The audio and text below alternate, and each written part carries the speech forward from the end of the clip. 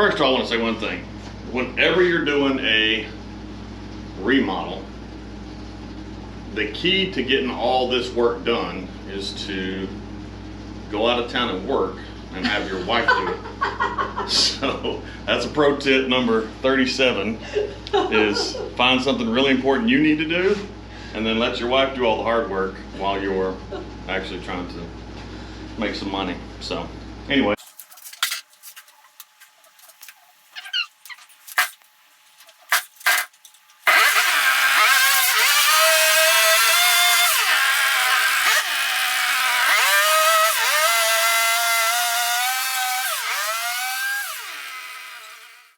So there is no power in the building whatsoever. So I'm gonna start cutting them and taking all the old plugs out so we can put new plugs in. So we're gonna get started on that right now.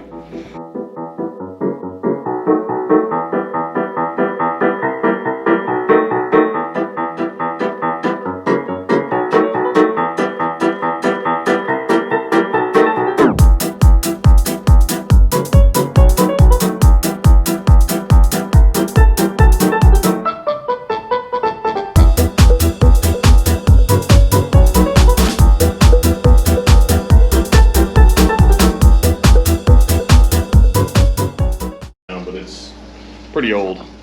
So we're going to go through here and kind of show you what we're going to do about changing all the electrical out.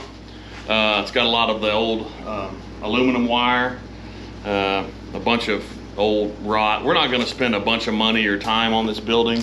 What we want to do basically is make this our office to where we can do our videos and everything. Do new wiring, new sheetrock, and then we're going to run a mainline wire over to the breaker box on the outside of the house, so that when we get ready to remodel and we got to shut a lot of the power down to the house, that this will be its own steady service over here, so we can just do what we need to do without interfering anything over there.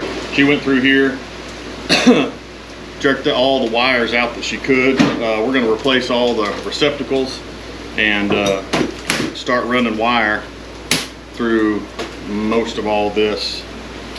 There's already holes drilled in most all the wood, but we're going to go there and have to drill quite a few more. But we'll start running wire after we take all these receptacles and all this extra wire out.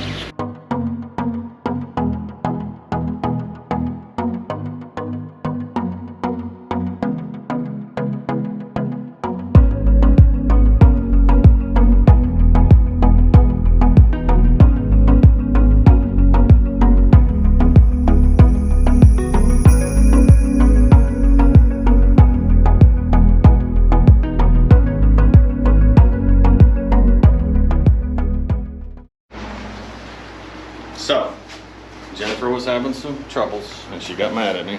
I'm frustrated. So the reason she's frustrated is because obviously this roll comes in a big wire.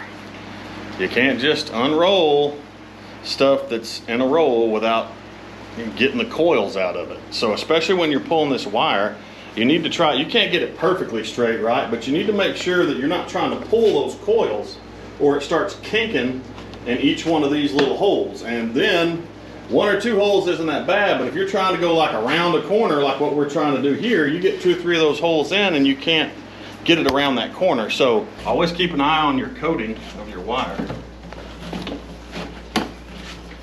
And this wire is expensive, but it's not so expensive that you don't want to leave plenty of extra to be able to do what you need. Like right here in this corner, you know, I want to leave enough that I know it's going to fold into this corner, because had I been ready for this and this was my building, I'd have been it and I'd have run everything through the ceiling, I'd have had it all done differently, but we're working with what we got. We got to cut that corner out so we can put our sheetrock on. But now, basically, I'm coming to this box here. So I know I've got about a foot left. Where's your cutters? So we're going to leave about a foot worth of extra right here. I wouldn't even cut that. Well, we need to cut it anyway. We don't need that much. So we're going to leave about a foot worth of extra there. And then we're going to take that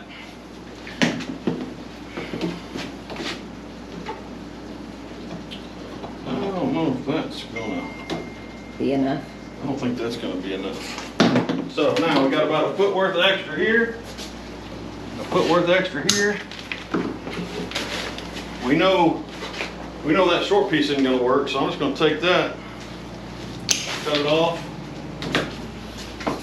Again, even with this short of a piece, make your life easier. Run it through, get the kinks out of it. That's gonna go in there like that. Now we're gonna start doing the same thing on the opposite wall. We're just gonna keep running it through. Okay, so that's what we've done. We've run all this wire. Looks kind of crazy.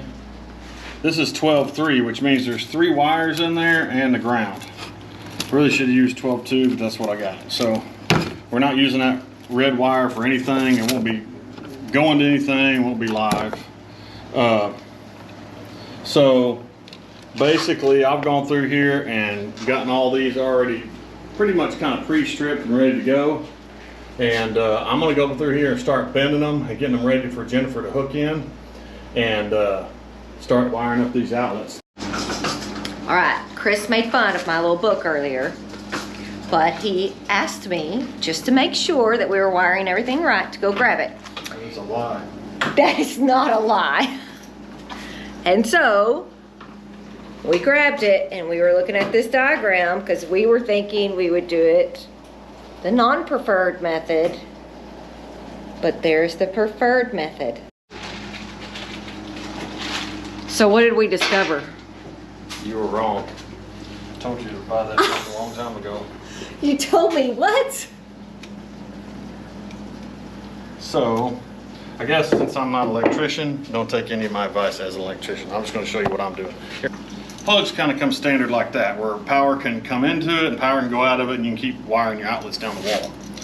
So what I've always done is wire both sides. You basically wire a black and then a hot on the bottom, and then kind of reverse them so the power can be continuous. But what they're saying is the preferred method is basically what you do is you take the 2 blacks like this,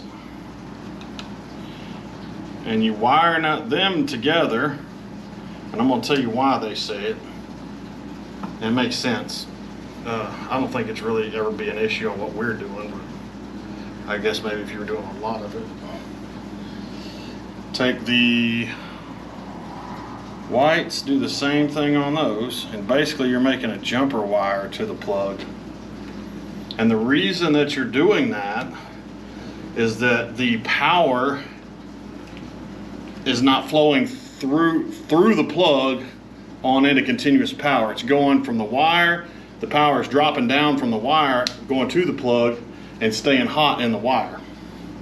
And that way your first plug, I guess in your series of plugs, doesn't take too much heat. I mean, that's kind of what I'm coming up with from you know, what the book says. So anyway, there's basically, the reason I like this book, and obviously I was joking earlier about, you know, everybody knowing it, but the reason I like this book is, I mean, it's just electricity for dummies, and this is what I need. So they basically have a preferred and a not preferred way of doing these, and it's very, very simple and explains why you're doing it that certain way. So, and that's what I need. I just need to know the why behind why I'm doing it this way, and if it. So he's happy I bought the book. Well, I didn't really need it. As all men say. I know everything. That was a sexist comment, and I don't appreciate it. So basically what we'll do now, and another trick, buy a good set of pliers. Basically, these have a little hole in the side of them to make your loop for your screws. So just bend it over and you got your loop made. So that's the difference on buying a good tool that's made for doing this work or kind of buying a half-assed one. So now what we're going to do, and I guess they're also saying the preferred method is to put your ground pole up. So I'm just going to do it because I don't feel like arguing with Jennifer. And I don't know any different really, so. And neither does she, but that never stops her from arguing. I like to do things by the book. Yeah, well, you gotta know how to read first. I know how to read. I taught all of our kids how to read. I guess it's kind of the same premise as, you know, power in your neighborhood. You know, it doesn't run through each house going to the next house. It runs on the power line down to the deal. Okay, so an update. We last night came in and wired up all the rest of the plugs. And this morning we have been working on finishing wiring up the light switch and wiring it into the house. This is the little plug tester that Chris was talking about. So you just plug it in there, and if you have 2 lights, you're good to go. If you have a red light, it's all bad. So, and it tells you right on there how to read it. We decided we are going to be redoing our windows. All right, so what are you doing? So these are, which a lot of people have, are old school aluminum windows. And you'll see the easiest way that we found after remodeling these houses to take these off is there's a lot of it's like it was a putty. So when they needed to replace the glass, they put the glass in there and they put this putty, but as you can see, it's all dried up and flaked off. So the easiest thing to do, the safest thing to do, is to pry out that putty as best you can, so you can see where I got that lip of that flat glass. You don't got to get it all out, but the ice pick seems to work best for me. And just kind of pry it out. Be careful not to break the glass. And then what's going to happen is you're going to pull that pane out, and then you can take a Sawzall and cut right through this frame and peel it to the inside.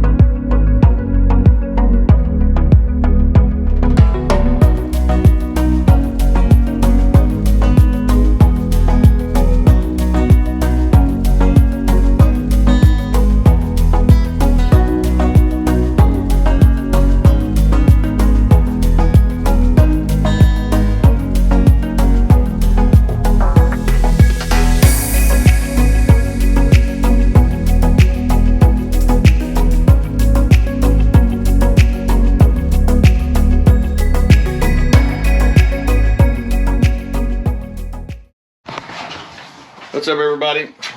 You haven't seen Michael in a while. He's back visiting from the military. He's stationed in Washington, so he's in for a couple weeks and gonna give us a hand.